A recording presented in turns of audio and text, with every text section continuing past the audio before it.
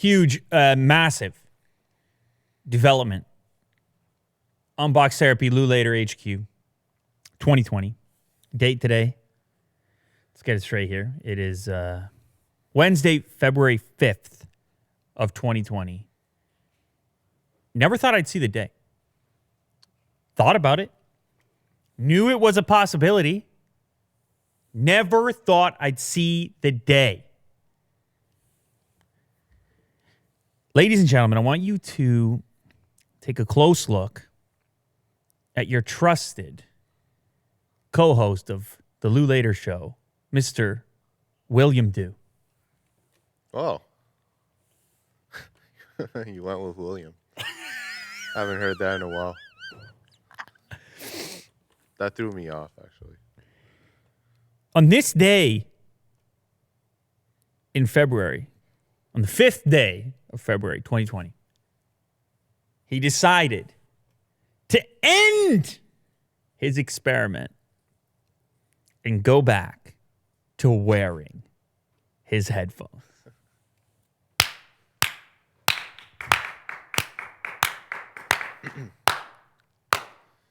Yeah.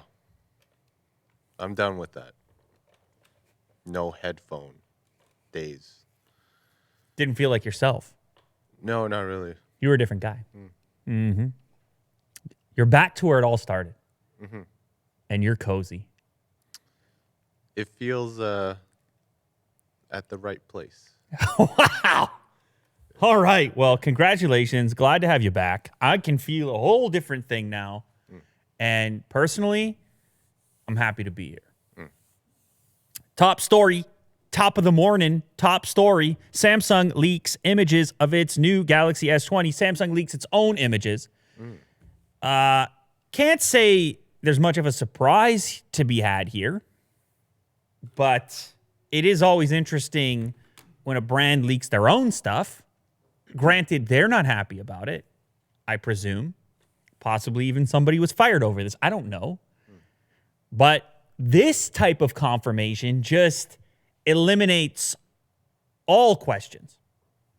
It's on a Samsung website. I mean, that thing is real now, as far as I'm concerned.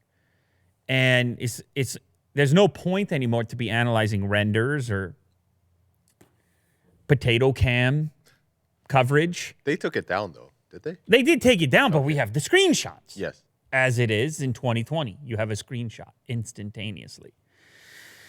And so it was on one of the European sites. The image here via WinFuture, story coming via The Verge and others. And essentially it meets our criteria for the leaks that we've seen, the metallic models that I had on the channel that were used to make the upcoming cases for later case for this device, which will be available at launch, by the way. Quick reminder there. That's right. Later case, this one right here for S20, S20 Plus, S20 Ultra.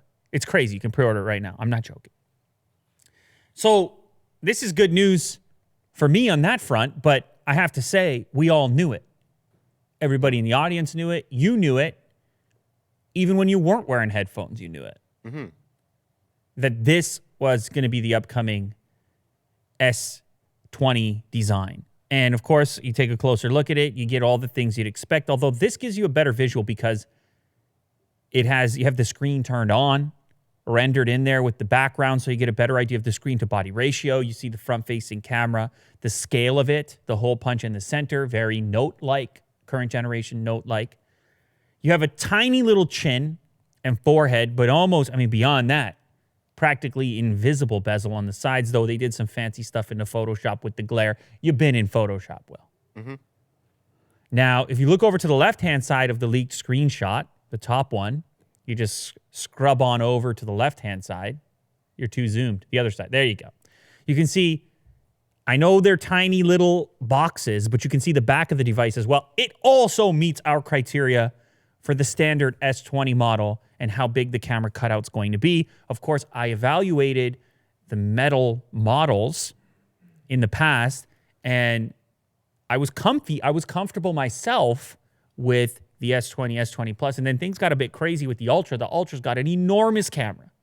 You got a little wobble in there, but who knows? People are going to go for it probably because it should likely have tremendous performance to go with the enormous scale. You'd expect that would be the purpose and the reason, but on the S20 Ultra, it's the biggest camera section I've ever seen on a smartphone based on the models, the mock-ups that I've personally handled.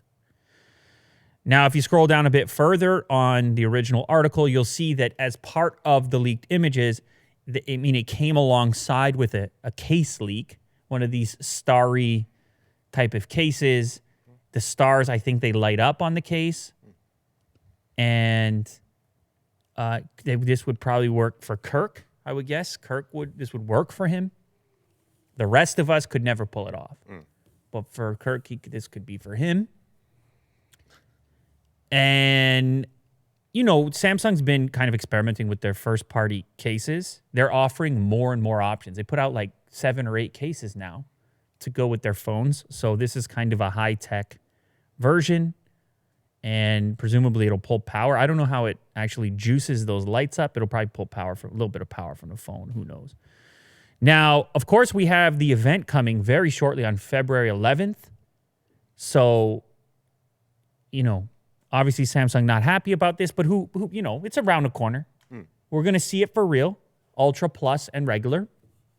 And the rumors still remain that we're expected to see a 120 hertz display, 5G support by default, and then the camera component upgrades across the board.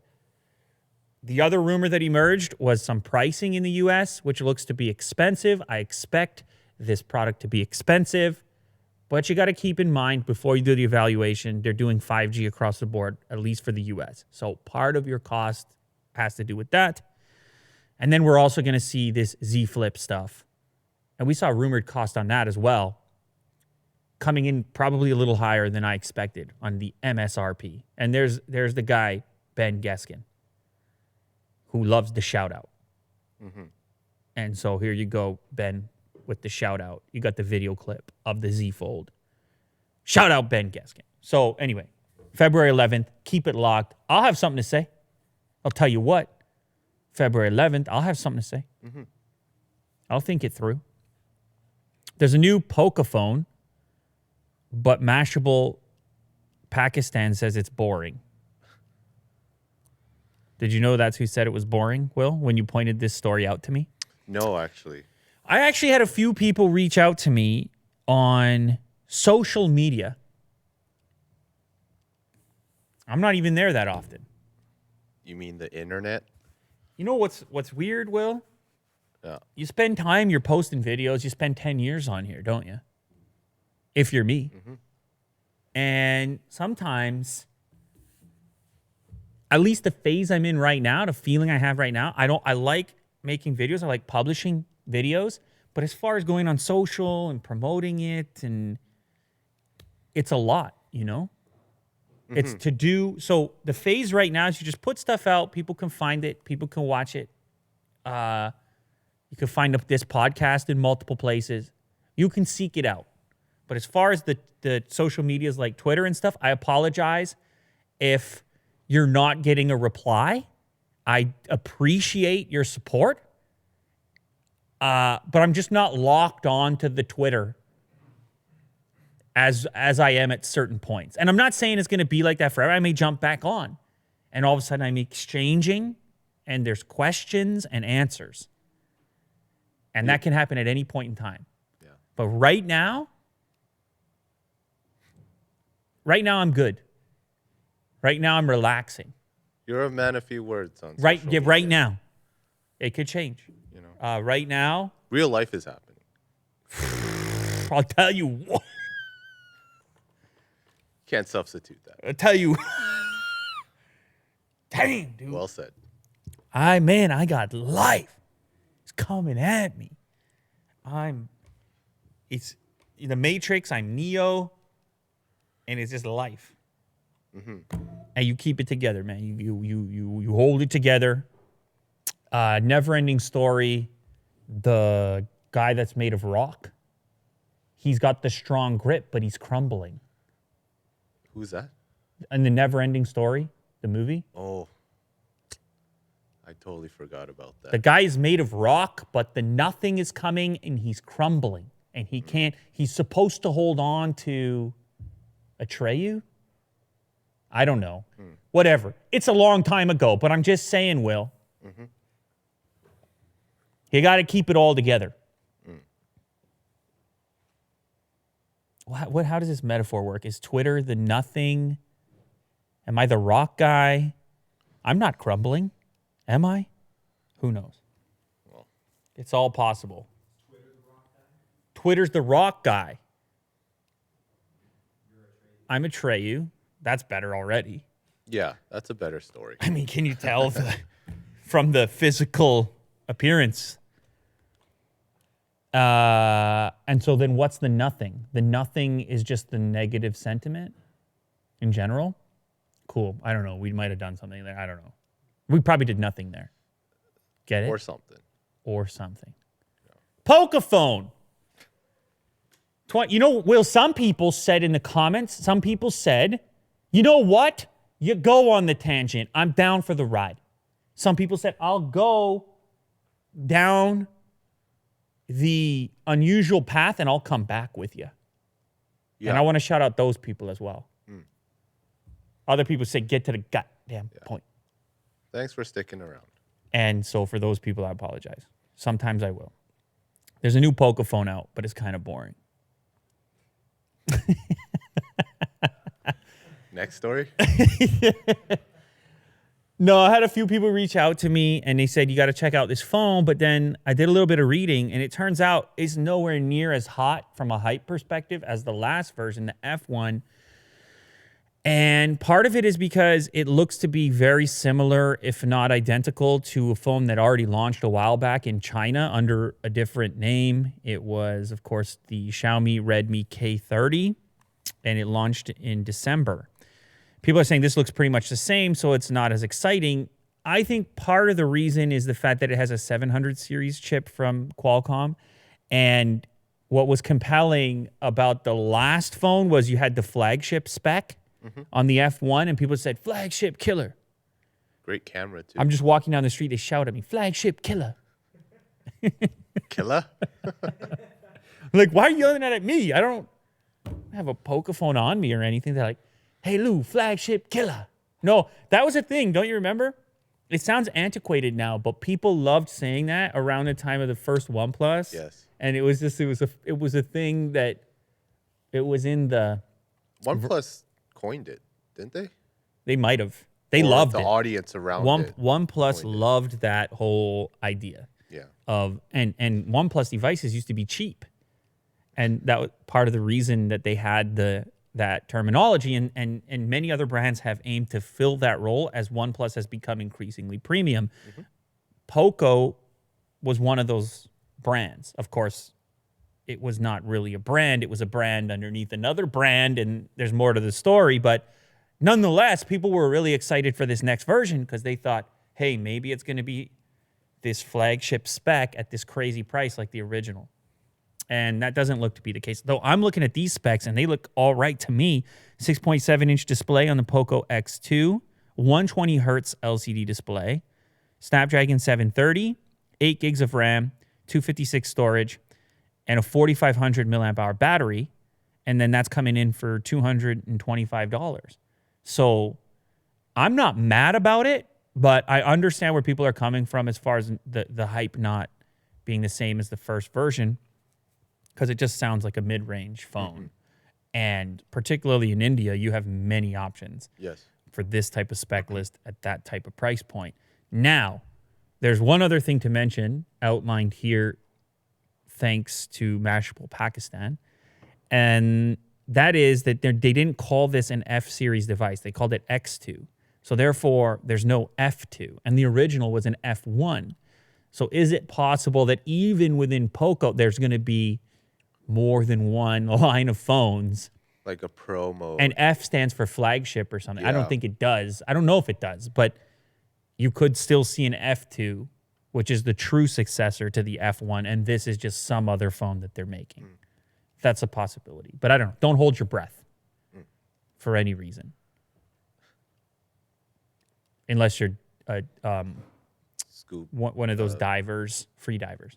Free divers, yeah. And I watched a movie, terrified me as a child of the free diving. I don't remember what the name of it was, but the guy is Into the abyss. oh God, with the free diving, holding the breath that deep down, it's too late, man. If you panic and you're that deep, you got to slow it all down, get it together, get to the surface. And it's going to take time because you're that deep. But yet, I think you can't go super quick either because pressure, skull, human skull, brain, the bends. You go, and then you go in the iron lung, and I don't know what's going on. But man, that terrified me as a kid. The idea of that, because I was never great at holding the breath either.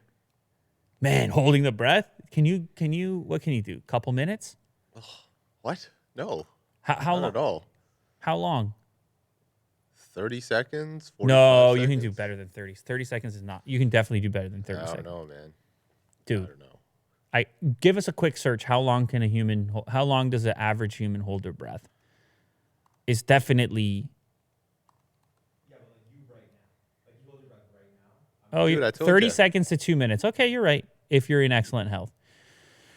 Damn, man, 30 seconds easily. Okay, now I don't feel as bad. I can do Really? it. You want to do it right now? 30 seconds is tough.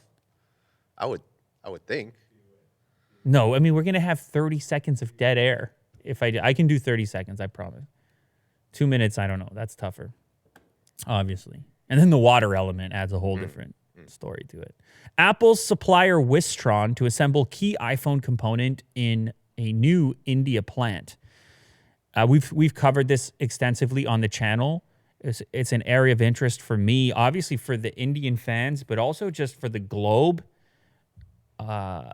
The landscape right now is kind of strange because of the whole outbreak that's taking place in China. It's also accelerating this conversation around relying so heavily on one particular hub in the world for certain materials, manufacturing. The vast majority of iPhones come from there, but increasingly Apple has been diversifying its supply chain.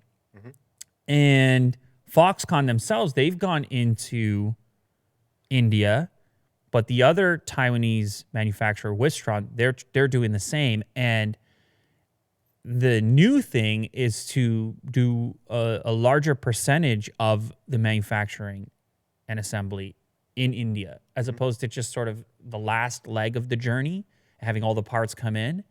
Now they're talking about assembling printed circuit boards or PCBs right within India. And there's a good incentive. There's a reason for them to do it because the leader of India, man, I got to remember his name right now. Is it Modi?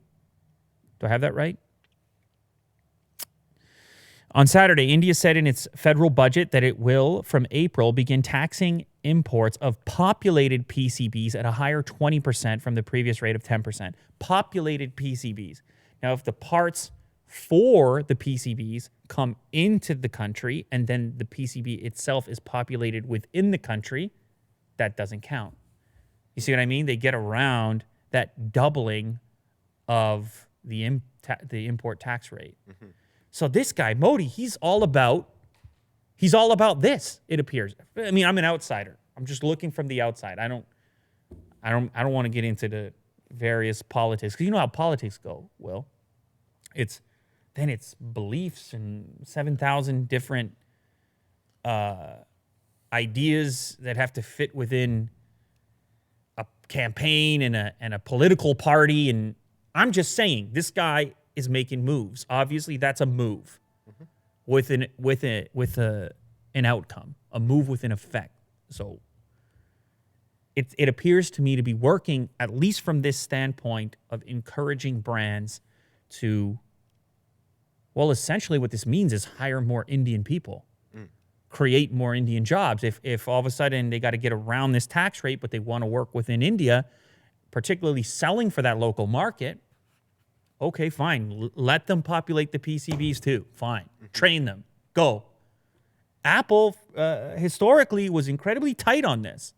Now they open things up. Now more and more can be done outside the confines of the typical place that these things come from. So it's interesting. It, of course, has an impact. And the thing we talked about in the past is that increasingly the devices that are manufactured or at least assembled a portion in India, increasingly those are also being built for export. So not just for that domestic market. Now, currently, Foxconn is already assembling PCBs for the iPhone XR within India. So it's like we're at the early stage of it still, but it's like the Hoover Dam. I don't know. The Hoover Dam, it's like they let some water through. Yeah. Or they can let a lot. And Like if a these slow policies trickle. continue, they appear to be working, maybe they open Floodgate. a floodgate. Yes. The floodgates are opening. Anyway, we can ask the Indian audience how they feel about it. I'm sure there's some people out there, they love this. They say, yeah, go get him. And then there's people on the other end of the political spectrum that says, get him out of my town. Because we're human beings. But nonetheless, that's what's happening now. And India sort of increases its foothold as far as being an important component in the global smartphone game. Speaking of Apple, they patented a new style of foldable device. This patent recently came through the patent office as a patent would. And the reason for this patent, apparently, now I get it. Some people say the folding thing, it's not the future. Look, just because there's a patent doesn't mean Apple necessarily believes it's the future. It just means, well, Apple throws patents out there because they got guys working there that have an imagination and they're out there doing things and thinking about these next generation devices. And what's the cost of applying for the patent? I don't know. It's to Apple? To Apple, the cost is the apple pie that you had earlier. It's probably less, actually. It's probably half that pie. Yeah. They have funds. Will had a pie from McDonald's, an apple pie, hot apple pie earlier. Yes, it was hot. That detail was very And important. and you decided to sort of like eat it in a sneaky fashion. Yeah. I mean, I was Because scared. otherwise Vin might have seen that. Yeah, he might have ate it. He's a connoisseur of the entire McDonald's menu. So let's just get that out of the way. Well, how was it, by the way? It was great. Yeah, it's great, wasn't it? Yeah. Yeah. It's a simple thing. When I was a kid, man, those apple pies, there's a nostalgic factor with those. Anyway, the cost of this patent, less than an apple pie to Willie Doo to Apple, the big company, the Big Apple, New York City. Wow. Oh, baby. Oh, baby. The reason that they put this patent out there and the reason their patent is different from currently the folding designs that are currently out there is that they manufactured some sort of a component underneath the display where the hinge will exist that will act as a plate that will come up and apply pressure to the crease section to completely eliminate the crease factor. That's the idea. You know Apple doesn't want a crease. No. That's not Apple-like to have a crease. We have a certain crease right now as it stands on the devices that exist. I can't say it completely threw me off on a Galaxy Fold. I was living my life. And when the screen is on, you don't really see it. But it's sort of more that it was weird because when you would show it to people, it's the first thing they would say. Is there a crease? Can I see the crease? There's got to be a crease, right? And it would just kind of kill your experience a little bit. You're like, yeah, there's a crease. I don't know. Why are we talking about a crease? It's a screen that folds. It's a giant. Yeah. We're living in the future. Blade Runner. That's not Blade Runner, but we do have a Blade Runner backdrop at times. Yeah. And they're like, nah, pass. I know. So it kind of bugs you. You're like, that's not the whole conversation, but you understand it, man. That's people. People, they go in, they inspect. It's fine. So Apple apparently has some sort of a solution for this. Now, if you look a little deeper into the actual patent filing and scroll down a little bit, you'll see that this is for a larger device as well. That's definitely not a phone based on the form factor. At least not to me. It doesn't look like a phone. It looks more like a tablet. So if Apple does do this, I assume we'll probably see it in a tablet-like device, an iPad-like device, probably prior to seeing it ever make its way into a phone. And personally, I kind of think, you know, Microsoft, not with a folding display, but they have their own foldable, the Duo and the Neo. Yes. I think when it comes to the immediate practicality of the folding device and the kind of, I mean, the way we treat our phones, the number of smashed screens that I see on phones. Phones need a certain degree of durability that these types of mechanisms are not great for. And we've seen that hashed out in the public with the devices that have emerged. Whereas with a tablet or a computing device, we just treat them differently. Laptops have had hinges for how long? We put them in a padded bag. We carry them carefully. Phones are frisbees to people. I'm not saying they should be, but people are tossing phones in 2020. And so that's why it's a bit tougher to have the folding mechanisms and the fragile components in the device that goes in your pocket, goes in your purse, goes in your car, slams on the thing, goes on the table. So I think if Apple does it, like I said, I think they do the tablet first. Remember Google Glass, Will? Remember when that came out? That caused a stir, possibly even a ruckus. When it first dropped, people said, don't be wearing that around me. Surveillance. Yeah, people were so upset. And then Why are you recording? in San Francisco, where it popped off and people were actually wearing it, developers and tech heads and so forth, I remember reading a story about a bar that had to ban them. They said, people don't want to be on camera in here. It's weird, though. Even without the Google Glass, everybody's on camera all the time. It's a whole, I mean, the phones are everywhere. And they're listening, too, so I don't know. It's all surveillance. But I get it. Nonetheless, the thing was awkward. It looked weird. It felt weird. Changed the vibe. You know, imagine you go on a date, Will, and you're sitting across from your date, and they got the Google Glass going. It's very strange. Yeah, that won't fly. Yeah, it's very strange. So, but they didn't give up on it, apparently, and that's what the story here's about. You can now buy Glass Enterprise Edition 2, which is meant for developers. So they kind of they changed the pitch. Early on, there was Everyone can get it. It just felt like they were ready to approach the general public. Yes. Google Glass. It was expensive, so it's cost prohibitive for most people. You wouldn't buy it if you didn't think you had a use for it. But they just sort of shifted, by the looks of it, the proposition towards towards developers, a group of individuals aiming to make things for this future that doesn't necessarily exist yet. Microsoft has done something similar with HoloLens. Yes. And this approach tends to yield less criticism because it almost admits that from a cultural perspective, that's where these devices belong at the moment. So that's kind of cool. And I'm glad they didn't give up on it because I had experience with the original version. It was cool. There was a cool factor to it. You had this prism in your eye, and it felt futuristic, as bad as you looked from the outside. It had a cool aspect to it. And so they're continuing to develop it, and they're continuing to develop it for developers. You know what's a crazy thought here, Will? Is that original one came out at Google I/O 2013. And I remember seeing that I/O presentation and just, I gotta get that. Yeah. This is the future. It was so sci-fi and cool sounding. I'm holding a microphone back then. You know what? We should do that in the studio. I just forget about a lav mic that I'm clipping every 2 seconds. Yeah. I should just get a handheld and come around. That's not going to happen. It is fun to hold a microphone, though.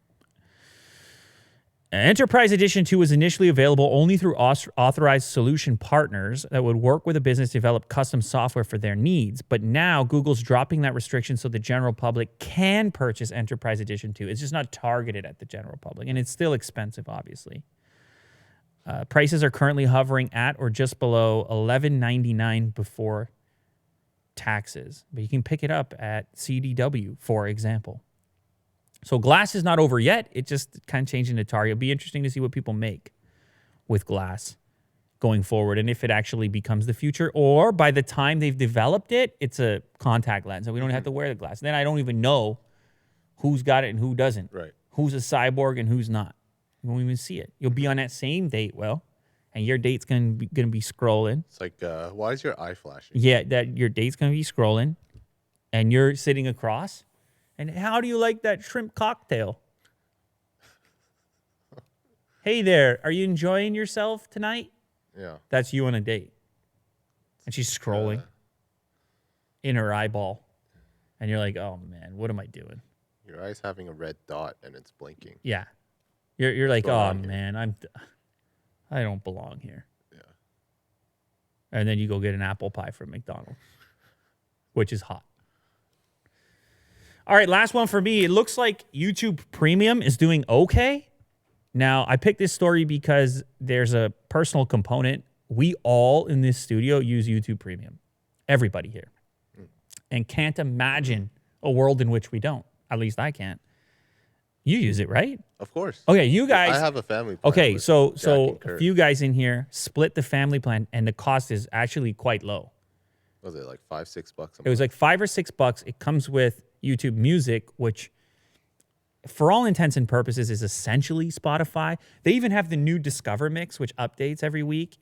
They're implementing those features. It feels a lot like Spotify, except it has the YouTube algorithm baked into it because it's linked to your YouTube account. So it's all connected. If you watch music videos on YouTube, that informs YouTube Music and vice versa. So it might be even more powerful in some sense.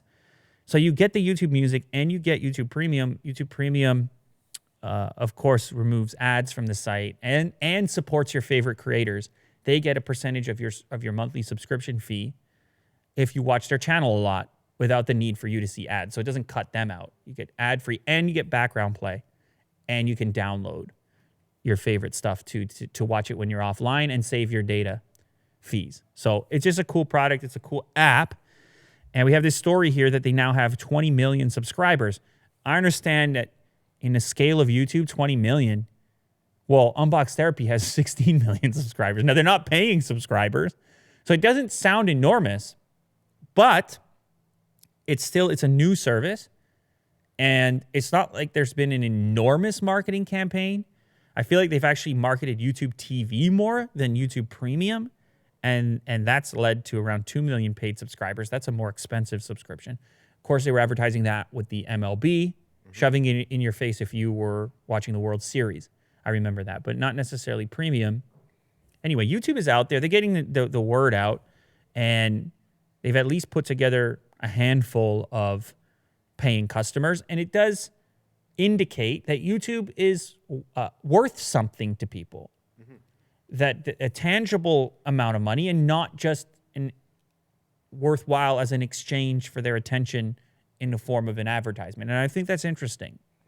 I know for me, it changes the way I interact with the site because I'm not seeing advertising. So I feel that I'm engaging differently with the content creators, knowing that what I watch, I'm paying them directly. And that's how actually Premium works, is that it's based on watch time. And so people watching this right now, if you're a YouTube Premium member and you're watching this, a percentage of your monthly subscription fee goes to us for this show to continue doing this show. That's a nice, intimate, direct relationship that advertising doesn't really give you in the same way. So it's a cool product. Now, granted, hey, Will, Google gonna get their cut. Hey, Will. Yeah, Google's gonna. I just said it's like me and you and me and the audience were having this. Google's sitting right there. Yeah. They're watching everything and they get their piece. So let's not act like it's all fun and games. But nonetheless, it's a bit more direct.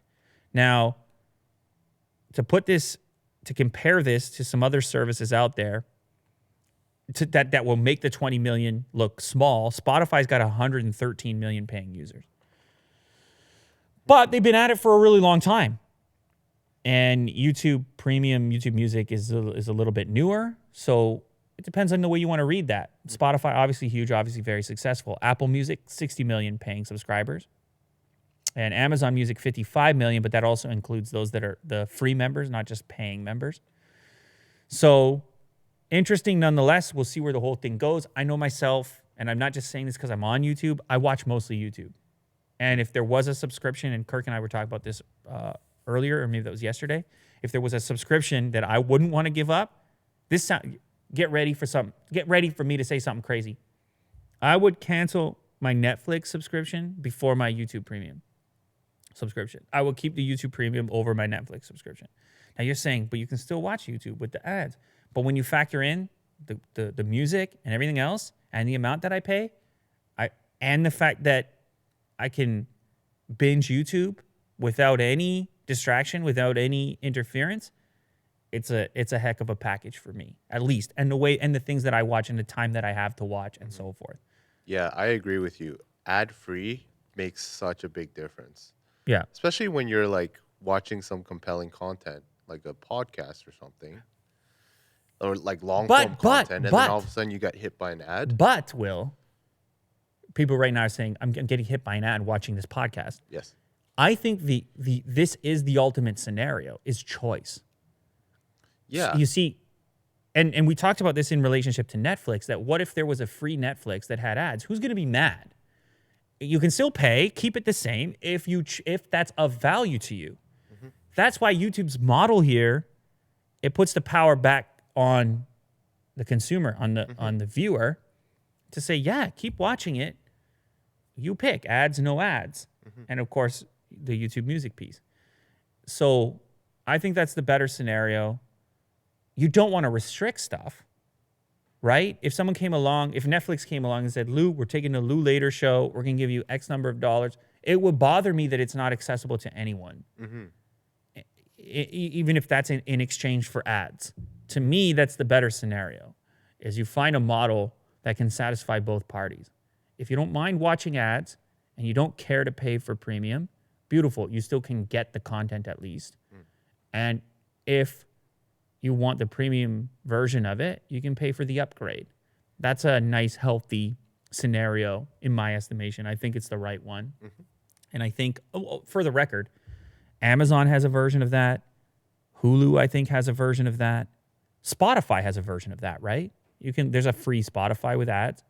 Mm-hmm. This is well established. Netflix is actually the outlier here. Maybe Disney Plus is with them. But a free tier and a premium tier, it works really well. With all the content available.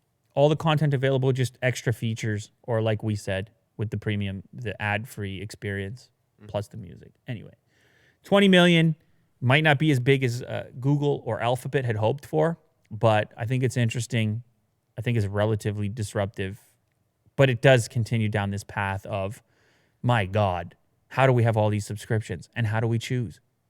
Because it's tremendous now. There's just this list right here. You could have 4. And of course, this one didn't include Netflix, Disney Plus, Apple TV Plus, Apple Music, my goodness. You could have a dozen subscriptions right now. And so I'm curious, actually, to find out from the audience. You heard what I said, how much I appreciate YouTube Premium. Which subscription are you currently paying for, Netflix included, that is the last one you would hold on to out of all your subscriptions? That's the one that you wouldn't give up. I'm curious to find out. Of course, that could be cable TV. It's probably not, but it could be. You could say that. Mm-hmm. Could be a music service. Could be Amazon Prime. Well, internet service. No, not internet service, because all these require internet service. But Prime is an interesting one, right?